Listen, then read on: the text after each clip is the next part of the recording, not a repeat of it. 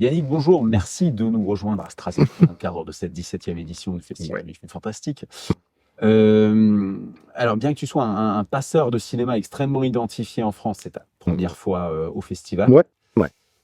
Les festivals de cinéma, qu'est-ce que ça représente dans ta construction cinéphile? Dans ma construction cinéphile à moi, je vais te dire un seul truc là-dessus. J'en ai fait des festivals. J'en ai pas fait autant que d'autres, des fois, parce que je ne suis pas invité. Je le regrette, parce qu'il y a vraiment des festivals où j'aimerais vraiment aller, et j'ai jamais été invité, j'ai jamais eu l'occasion. Bon, ben, c'est comme ça.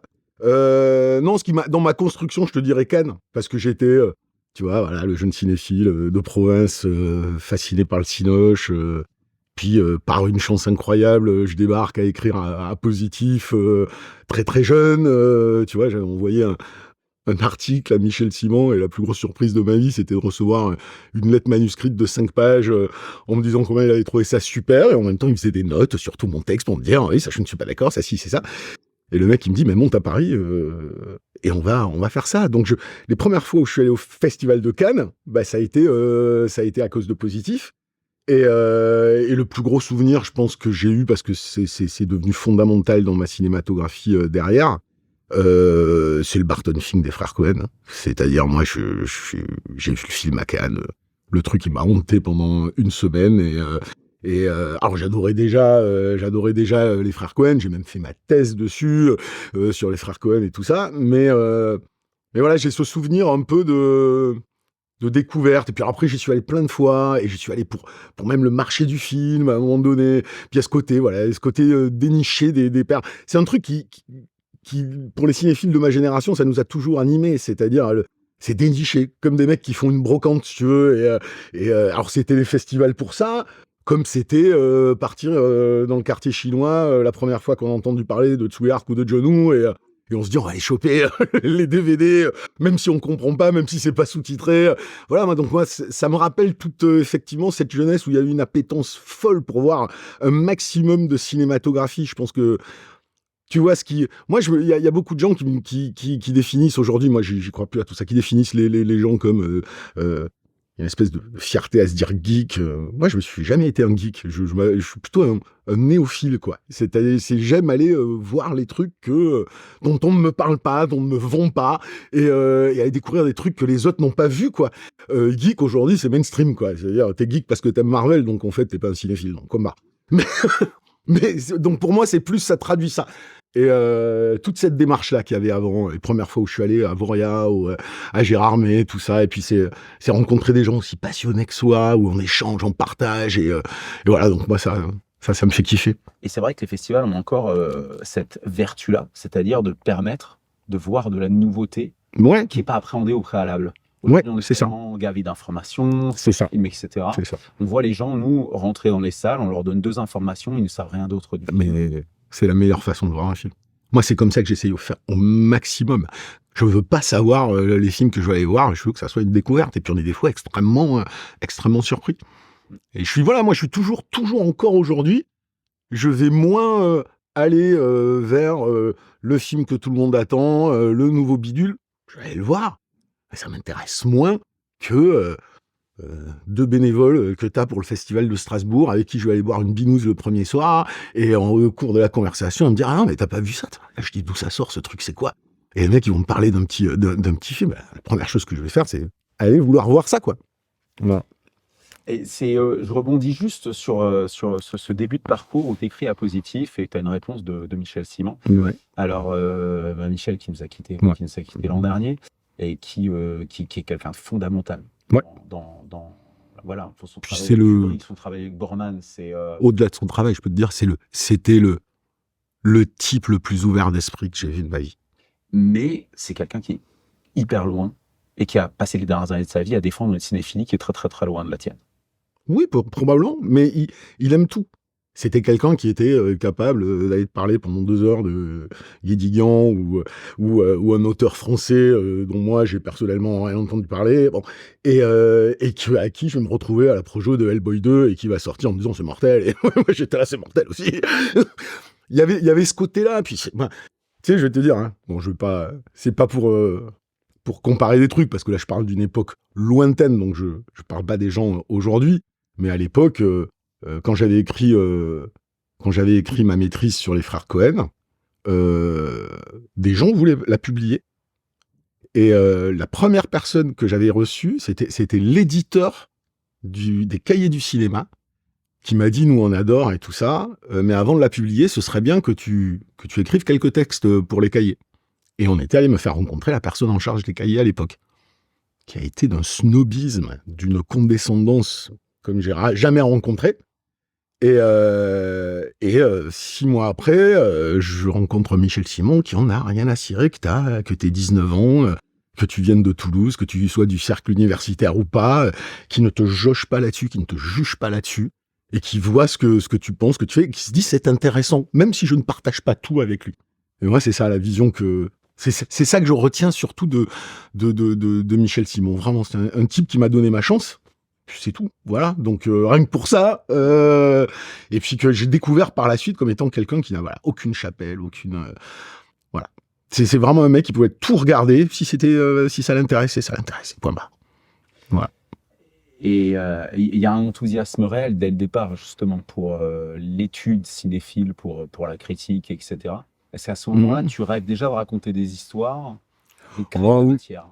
Oui, moi j'ai toujours rêvé de ça. Je veux dire, moi, à 13 ans, j'écrivais des petits scénarios. À 15 ans, je tournais des courts-métrages avec des potes. Et après, moi, j'ai grandi avec le cinéma de genre américain. Et donc forcément, mes courts-métrages, c'était, tiens, comment je vais faire une cascade avec la voiture de ma mère ou simuler une fusillade dans les parkings de Toulouse, parce que c'était ça qui me faisait marrer. Moi, j'avais pas mon univers à défendre. J'étais vraiment dans le fan des films d'action qui essayaient de refaire la même chose. Mais c'est vrai que ça a toujours été là. Et en parallèle, j'ai fait toutes les choses. J'ai tenté la Fémis en même temps que je commençais à écrire des articles. J'ai toujours aimé les nouveaux médias, donc j'ai même commencé à faire des tests de jeux vidéo en même temps que je travaillais à Positif. Et les gens qui ont toujours besoin de mettre des types dans des cases comprenaient pas qu'on soit... Le seul qui avait compris, au final, c'était Christophe Gans, qui un jour m'appelle, me dit « Non, parce que je cherche vraiment quelqu'un qui s'y connaît autant au cinéma qu'en jeux vidéo. » Et c'est pour ça que j'avais bossé à HK à une période pour justement faire les liens entre ces deux médiums-là. Donc oui, mais j'ai toujours eu envie d'écrire, j'ai toujours eu envie de réaliser. Après, c'était ma vision utopiste et idéale d'un passionné naïf qui ne connaissait pas. Et puis voilà, avec l'âge, avec les expériences, avec tout ce que j'ai fait, je vois beaucoup plus la réalité des choses et je fais plus la part des choses. Mais quoi qu'il advienne, j'ai encore aujourd'hui, si je suis devenu, malgré moi, en tout cas sans l'avoir calculé ni cherché, scénariste, bah ouais, c'est fondamentalement parce que j'adore ça. Et que quoi qu'il puisse se passer, c'est pareil en jeu vidéo, c'est pareil à la télévision, c'est pareil au cinéma. Le truc qu'on m'enlèvera jamais, c'est cette création pure qu'il y a au début. Et c'est ça que je kiffe. Alors maintenant, j'ai compris que la création pure du début sera balayée par les vents de l'histoire derrière. Mais je m'en fous parce que même si personne jamais ne la lira, moi je sais que j'ai fait le truc que j'avais envie de faire. Alors voilà, il y a plein de gens qui me disent tu devrais faire romancier, au moins t'es sûr que ça restera. Mais j'ai pas cette patience-là. En tout cas, voilà, c'est fondamental pour moi. Moi, je peux pas. Je me rends compte que dans les moments compliqués de la vie, même quand je repousse un texte, que je repousse un article, que je repousse un script parce que j'ai la flemme, parce que je sais pas comment faire, tout ça, au moment où je me mets à l'écrire, je me surprends à avoir la banane quand j'écris. Je suis là, oh, c'est cool, ouais, c'est cool. Et ça, voilà, ça c'est mon plaisir à moi dans mon petit monde avant que ça parte ailleurs. Et l'un et l'autre sont complémentaires, écrire sur le cinéma, écrire pour le cinéma, ou est-ce que en gros aujourd'hui tu pourrais te contenter uniquement d'écrire pour le cinéma? Moi, j'aime bien faire plein de choses différentes. Là, la vie fait qu'en ce moment, je ne fais pas d'autre chose que... mais pendant longtemps, j'ai présenté des émissions, j'écrivais des scénarios, je travaillais dans le jeu vidéo, et finalement, tout ça, en même temps, me nourrissait de partout. Donc, oui, d'abord, c'est pas incompatible. Et ensuite, c'est très intéressant parce que ça met en perspective... Je n'ai plus du tout la même façon de jauger un film maintenant que je me confronte beaucoup plus à la réalité de l'écriture. Ça ne veut pas dire que je suis forcément plus indulgent sur un film, mais c'est le curseur de mon appréciation va plus être sur la même chose. Je sais la difficulté de l'écriture. Je sais que même en étant un passionné qui a beaucoup réfléchi et sur l'écriture et sur les mythes qui la sous-tendent et sur tout ça, tu peux le comprendre, tu peux l'analyser, tu peux théoriser là-dessus. Je suis très fort pour faire des grandes théories. Je sais qu'après, quand tu rentres dans la pratique, c'est une autre paire de manches. Et c'est par exemple un travail que je ne pourrais pas faire seul. Je le fais avec ma co-scénariste et on s'est trouvé en binôme intellectuel qui fait qu'on est complètement complémentaires et on sait rebondir les uns sur les autres. Ça nous fait aller à chaque fois plus loin. Et ce qui est marrant, c'est que c'est un travail où on voit de nous-mêmes, c'est rare sur d'autres boulots, je trouve, ou de script en script, on voit qu'on se professionnalise, on voit qu'on s'améliore, on voit que on tombe plus dans les mêmes pièges, on voit que des choses viennent plus naturellement, plus instinctivement. On comprend petit à petit l'importance de la nature humaine plus que de l'intrigue ou du sens que tu voudrais donner. D'ailleurs, c'est souvent un des pièges d'essayer d'avoir une idée que tu veux traduire en fiction. Là où des fois, il faut être dans la vérité de l'humain pour qu'elle t'évoque quelque chose de plus universel. Et tout ça, c'est hyper enrichissant quand on écrit et quand on regarde les films des autres tu vois, le film, tout à l'heure, j'ai vu un film là, dans la section. J'en ressors, j'ai pas toutes les clés dans ma tête, mais je vois que l'écriture, alliée au découpage, l'univers que le type crée, ce qu'il essaie de tenter, voilà, ça stimule. Et je me dis, ça, c'est vraiment génial. Et de toute façon, tout ce qu'on fait en création n'est qu'une digestion de ce qu'on voit. Donc, c'est juste l'accepter, la faire rentrer, la faire à sa sauce et la ressortir différemment. On n'invente rien. On réécrit toujours depuis 5000 ans la même histoire, et c'est ça qui est fascinant. C'est comment on la raconte, cette histoire-là. Et c'est d'autant plus important pour moi que malheureusement, je trouve que c'est quelque chose qui se perd terriblement dans la culture, au-delà du cinéma, dans la culture contemporaine. Cette difficulté, plutôt cette volonté de casser ce qui est le fondement de l'être humain, c'est-à-dire le rapport de la réalité au mythe et à la spiritualité. C'est ce qui conditionne complètement tout ce qu'on est. Et de savoir, de se dire, je raconte cette même histoire, je la reprends. Tu sais, c'est comme Steinbeck, quand il te fait à l'Est d'Éden, il reprend la Bible et il travaille ce matériau-là, et c'est une histoire éternelle qu'on connaît, et la façon dont il la raconte est absolument hallucinante. Moi, ça reste un de mes bouquins de chevet, quoi. Et ça, je le trouve de moins en moins, des gens qui vont, tu vois, c'est ce que j'ai beaucoup aimé dans Flow, c'est cette façon de se dire, je reprends quelque chose de biblique, je le travaille différemment, et j'y amène une réflexion différente. Enfin, ça reste assez séminal et pur. Exactement, parce que au final, c'est une histoire d'émotion, c'est une histoire de sensation. Tu peux, tu vois, tu regardes la filmographie de Cronenberg, à partir du moment où il s'est dit à lui-même « je suis un intellectuel », il fait des films moins intéressants que les films qu'il faisait au début.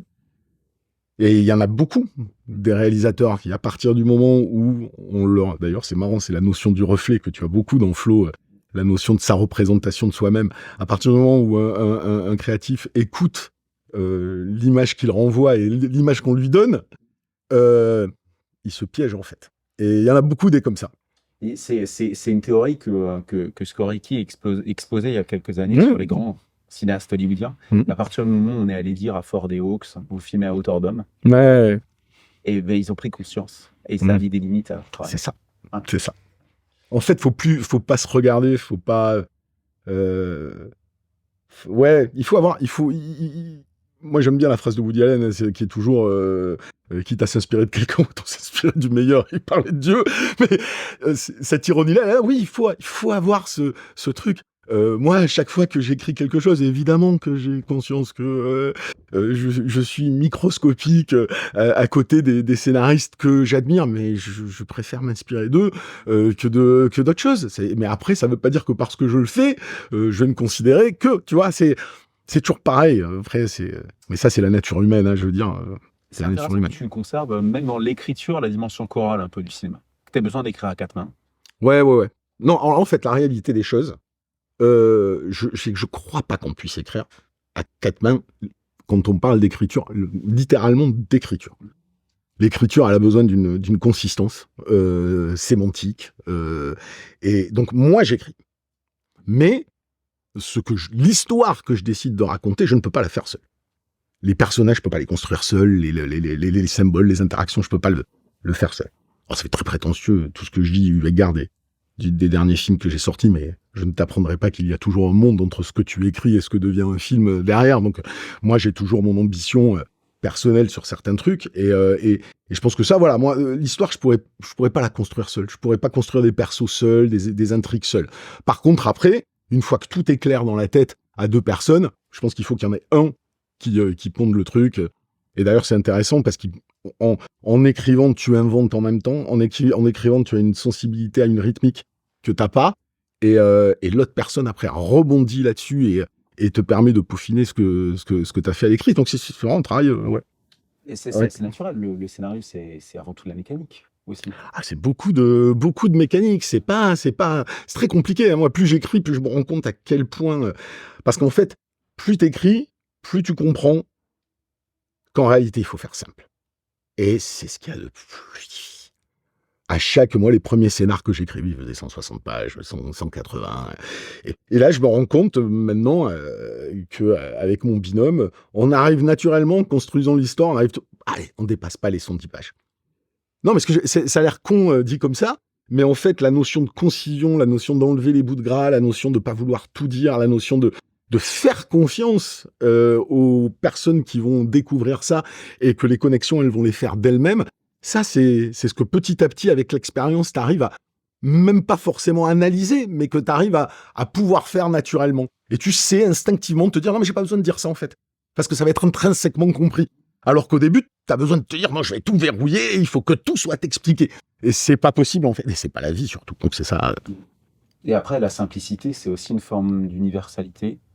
C'est- Et ça me pousse à évoquer tes derniers travaux identifiés, parce que je sais qu'il y Ouais. a beaucoup de choses. Ouais. C'est Sous la scène, qui a été un film qui a été diffusé sur Netflix Ouais. et qui a connu un succès Phénoménal, ouais. phénoménal. Surréaliste même, hein, si je puis me permettre. Hein.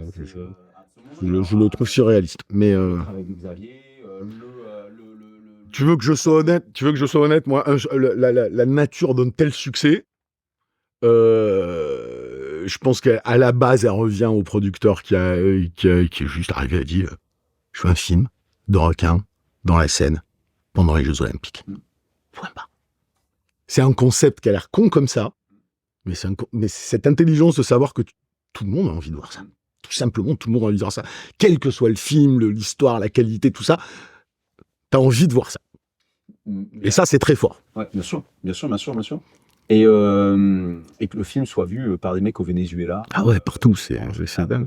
C'est d'ailleurs très marrant de voir les différences de réaction en fonction des pays, avec vraiment des populations qui adorent, d'autres qui détestent complètement. C'était très, très étonnant. Mais il a parlé. Mais je pense que c'est le concept qui a parlé. Beaucoup, beaucoup. Mais ça dit aussi autre chose, Mmh. c'est que nous on attire les gens dans les salles pour leur montrer des films qui vont quelque part rester des films de niche, Ouais. qui vont rester des films qui vont avoir un public. Et puis, j'ai envie de dire, c'est pas qu'on se bat contre des machines comme Netflix, parce qu'on se bat pas avec Netflix, c'est Netflix qui me fournit le film de clôture cette année. On se bat pas avec Netflix pour le voilà. Mais malgré tout, on a l'impression que tous les films sont bien sûr pas égaux aujourd'hui dans le mode de diffusion et qu'il y a un côté absolument bulldozer avec les plateformes. Ouais. Et ce côté bulldozer, est-ce que ça fractionne pas encore un peu plus le cinéma? Mais alors ça, j'ai envie de te dire, le problème, il est plus large que ça, il est sociétal. Donc on est dans une société qui d'abord s'est communautarisée, s'est archipélisée, et je parle des sociétés occidentales essentiellement, et qui c'est traduit dans toutes les formes d'expression de ces sociétés-là, et on est passé de l'archipélisation à la division et la fracture. C'est-à-dire qu'avant, tu pouvais être dans ta communauté, ouvert aux autres. Aujourd'hui, tu regardes que la France, on a quoi? On a 3-4 France différentes qui se regardent en chien de faïence et qui n'arrivent plus à se comprendre, qui n'arrivent plus à communiquer. Ces choses-là, tu les retrouves d'une manière ou d'une autre dans le cinéma. C'est d'ailleurs que je reparle encore de Flow, mais c'est extrêmement agréable, un film qui te dit, quand le déluge est là, il n'y a que sur ton fellow human, comme on dit, que tu vas pouvoir compter, en fait. Et donc oui, ça traduit. Alors, Netflix ou pas Netflix, c'est clairement un changement de paradigme total. Et tous les gens qui travaillent dans ce milieu-là te le disent, ils te disent, on est dans une espèce d'entre-deux dont on n'a pas encore trouvé la destination finale en fait. Donc c'est comme pour tout dans la vie. Moi, je pense qu'en ce moment, on vit une époque où le balancier il s'est radicalisé d'un côté et un jour ou l'autre, il repartira dans l'autre sens. Et que de toute façon, toute notre vie, c'est essayer de trouver cet équilibre entre les extrêmes et qui est très difficile. Donc là, oui, c'est clair qu'en ce moment, et puis post-Covid, les films bloqués, ce qui fait que t'as quelque chose où t'as une grande différence entre ce qui sort au cinéma, ce qui se produit sur les plateformes. Mais alors après, est-ce qu'on va vers un monde à la Neuromancer où au final, bon, ben, on aura 3 corporations qui vont diriger le monde et tout sera uniformisé, peut-être. Est-ce qu'on ira dans ce que disait Spielberg sur la prophétisation d'un cinéma qui prendrait la place du théâtre, où on verrait des films qui coûtent extrêmement cher mais qui seraient 6 mois à l'affiche et tout le reste se consommerait à la maison. Moi, je vais pas jouer les Madame Irma, j'en sais rien du tout. Il est clair qu'aujourd'hui, le seul truc que je trouve dommage, c'est que mais en même temps, voilà, c'est des questions économiques. Qu'est-ce que tu veux que je te dise? Les producteurs aujourd'hui veulent faire des films, ils se disent j'ai tout intérêt à le faire sur une plateforme. Il y a plus de chances que j'arrive à le faire sur une plateforme, forcément, que sortir au cinéma. Et comme on est dans un monde qui a peur, terriblement peur, aussi bien chez les gens qui sont dans des postes d'une corporation que des producteurs indépendants, chacun a peur. Il y en a un, il a peur de sa survie, l'autre, il a peur pour sa place. Et tout ça fait que... Et puis alors, tu as un monde avec une espèce de nouvelle chape de plomb morale qui est tombée sur le monde et qui fait que c'est très difficile de trouver des chemins de traverse ou de les faire exister. Moi, je suis admiratif quand je vois... certains réalisateurs, certains jeunes mecs qui arrivent à monter des films, je me demande comment ils arrivent à trouver du financement pour le faire. Et certains, tu peux te dire, c'est des petits films, ils y arrivent. Moi, je suis en ce moment totalement admiratif de Stefano Sollima. Quand je vois ce que Stefano Sollima fait au cinéma, non seulement je trouve ça incroyable et magnifique en tant que film, mais en même temps, je me dis, putain, il arrive à dire tout ce qu'il veut dire sur l'être humain, aussi radical que ça puisse être, dans un monde où, moi, je suis quand même systématiquement confronté à on peut pas dire ça, on peut pas faire ça, on peut pas aller dans cette direction-là, gna gna gna gna gna gna. Donc, ça a une tendance à formater les choses, quoi. Voilà. Et je pense que ce serait important, parce que le public, au bout d'un moment, il réagit aussi. Hein, si tu peux lui servir la même soupe pendant 15 ans, il arrivera quand même à un moment donné où il te dira, bon, c'est bon, j'ai envie de voir autre chose. Donc, il y a un besoin de rééquilibrer un petit peu. Et ce qui manque depuis des années, mais à Hollywood et ailleurs, c'est des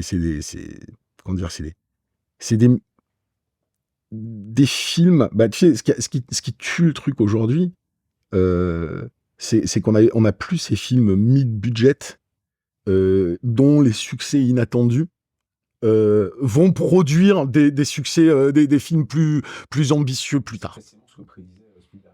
Oui, voilà. Et ce film, tu vois, moi, le meilleur exemple que j'ai toujours de ça, c'est Pitch Black. C'est-à-dire, voilà, t'as un film qui est pas un petit film à 2,50 balles, mais qui est pas du tout un blockbuster, et qui est avec des acteurs pas connus, et qui a l'audace d'être un genre, avec un réalisateur qui a une vision, il fait ce truc-là, ça cartonne tout d'un coup, et ça devient quelque part une franchise qui s'établit derrière, et tout ça. Il nous manque des choses un petit peu comme ça qui... pour offrir un peu plus de variété, à répondre aussi à un public qui, je pense, de plus en plus... Tu vois, moi, j'en suis typiquement, je ne regarde plus de films, je regarde quasiment plus de films occidentaux. J'y arrive plus. Que ce soit plateforme ou cinéma, j'ai l'impression, au bout de 5 minutes, qu'on me prend pour un demeuré mental, ou qu'on me raconte 200 milliards de fois toujours le même truc.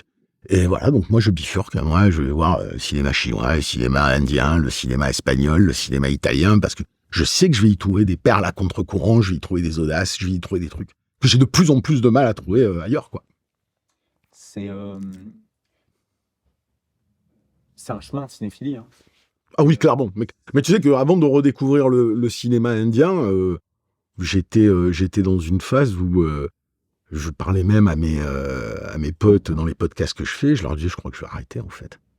Je vais arrêter parce que chaque mois, je devais trouver de quoi parler, puis je trouvais plus rien. Pourtant, le cinéma... C'est ouf, quoi, tu vois. Pourtant, au-delà de la cinéphilie, le cinéma est même indissociable de ce que tu fais en tant que scénariste. Je veux dire, si on identifie quelques projets sur lesquels, auxquels tu as été attaché, Il y a un remake de Kenny Arbiati. Hein. Ouais, alors ça c'est une grande frustration, mais grande frustration. Factuellement, on fait partie. Non, j'ai écrit, alors celui-là, j'ai écrit le remake, et ils ont tourné autre chose. Oui, bien sûr. Voilà. Non, mais je dis, c'est qu'ils ont tourné un autre scénario, même pas le mien. Donc, si tu veux, bon, alors je suis au générique contractuellement, mais c'est pas le scénar que j'ai écrit qu'ils ont tourné. Donc, voilà. Voilà. Sous la scène qui a un lien, très fort forcément avec un standard absolu des requins. Voilà. Et puis. Mais tu sais que ça, c'est un problème aujourd'hui, ça. C'est-à-dire que beaucoup de producteurs, c'est lié à cette flip-là, ne veulent pas En fait, ce qu'ils te demandent, parce que moi j'écris beaucoup de concepts pour des producteurs qui me disent, et genre, tu sais, moi j'ai compris le truc, hein, il y a 8, 9, 10 ans, alors à part les producteurs des requins qui sont vraiment des gens assez rares dans ce milieu, on me disait, maintenant les scénaristes ne proposent plus leur histoire, c'est les producteurs qui te disent quelle histoire tu vas raconter. Donc une fois que tu digères le truc et que tu dis, il faut bien que je bouffe, tu commences à accepter et puis te dire, bon, je vais essayer de me l'approprier. Mais ce qui est compliqué aujourd'hui, c'est que je vais parler un peu vulgairement, on te chie sur le passé, mais ce passé-là est le fondement des mythologies qui animent tous les cinéphiles aujourd'hui. Donc tu te retrouves avec des gens qui te disent, non mais faut être moderne, mais te demandent d'écrire des remakes, des choses qui ont marqué tout le monde. Donc, tu sais, la moitié des trucs qu'on me demande, c'est de refaire un truc, refaire ça, et c'est toujours pareil. Et en fait, il faut pas être moderne, il faut être post-moderne.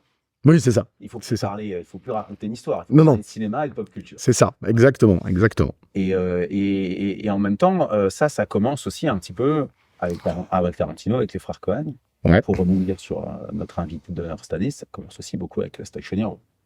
Oui, bien sûr, mais qui est un film un peu plus intelligent mais le postmodernisme pouvait avoir des vertus à partir du moment, à un certain moment, à partir du moment où ceux qui auscultent les références savent les reprendre à leur compte pour apporter quelque chose de contemporain comme réflexion. C'est le grand génie des frères Coen, d'ausculter le cinéma des origines et d'en ressortir quelque chose qui dit des choses sur notre monde. Et d'autres le font aussi. Là, aujourd'hui, je sais même plus. Moi, je suis assez... en tout cas, sur le gros cinéma populaire, on a dépassé le stade de l'histoire. C'est fini. Ça n'a plus d'intérêt, l'histoire. Il faut que ce soit un ride. Je suis assez d'accord avec Scorsese. C'est des parcs d'attractions. C'est plus des histoires. On ne sait plus raconter l'histoire.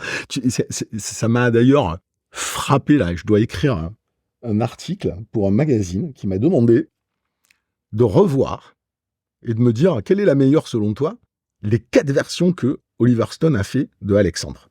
Son film qui est sorti en 2004. Film dont tu dis à 90% des gens qui l'ont vu, à qui t'en parles, moi le premier, on était là genre, ouais, bon, c'est pas le meilleur Oliver Stone, c'est pas... Bon. Je me suis tapé les 4 versions. Récemment, hein, il y a 15 derniers jours. Rien que la version cinéma sur laquelle tout le monde a chié à sa sortie, parce qu'il s'est fait défoncer le film. C'est à 1000 coudées. Au-dessus de tout ce qui se fait aujourd'hui. Et quand je revois ce film-là, qui a des défauts, c'est pas le problème.